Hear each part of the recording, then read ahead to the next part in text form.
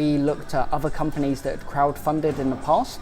The nice advantage of crowdfunding is it's in the public eye, so it's easy to research and look up and to pull comparisons between different companies and where they are at that stage. And again, different sectors behave differently. So our pre-seed valuation was 2.4 million.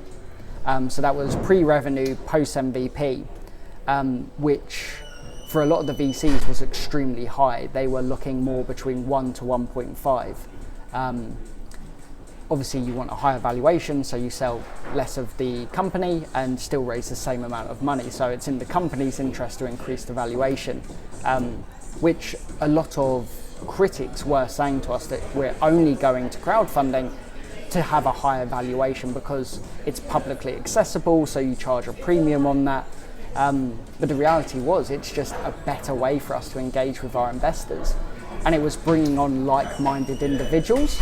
As we're a product for people who invest, going onto a platform where you could invest in us, it worked really, really nicely. But we based our valuation very much on past experience. So we have an incredibly strong team with a really good background, both working in startups, but also large financial institutions.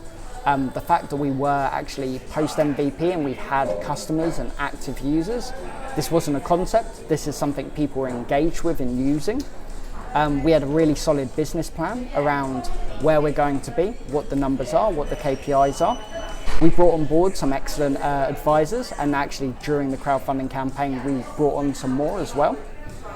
So that all really helped the valuation in terms of justifying what it was we were creating and why we saw this as fair value.